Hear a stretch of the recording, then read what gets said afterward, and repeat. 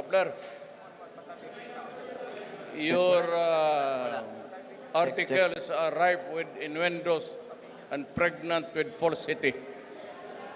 We do not intervene in the affairs of the armed forces. We are just an office that receives complaints or papers for reference and we transmit them to the proper agency.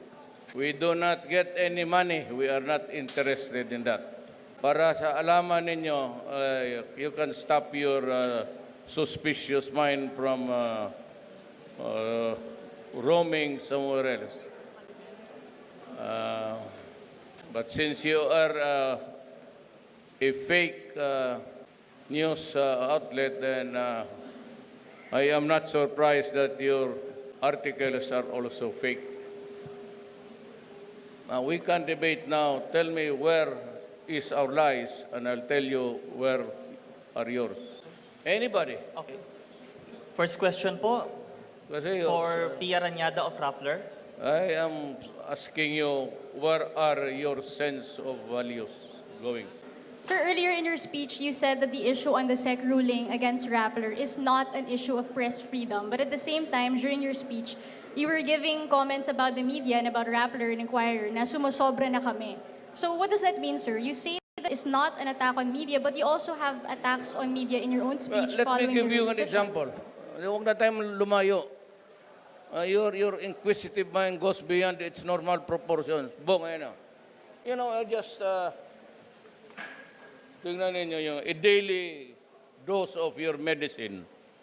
Bongo intervenes in the 15 billion. Who gave you idea he can intervene? Where is his signature? Where is your statement? And where is your even a point of reference?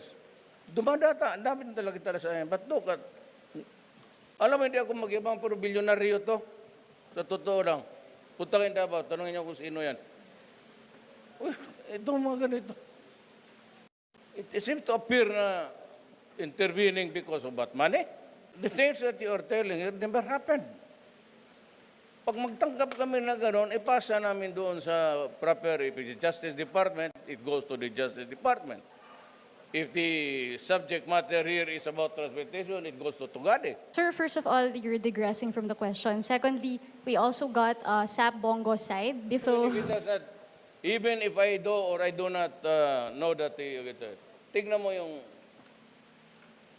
headline mo. Is that really Sir, hindi po ako a work of a sensible person? He's not a military man and he interview. What? You think you can convince Lorenzana and the guys there, you can bribe them? Or you would think that sila papayag kami ang mag-bribe than the way I talk, the way I've been firing people? Tapos tingnan niyo yung ano. What do you know about also the boat that Bongos intervened? Sir, as far as we're concerned, we've already addressed the issue of fairness on that article. Can you just answer, please, the question? Hindi kita maintindihan.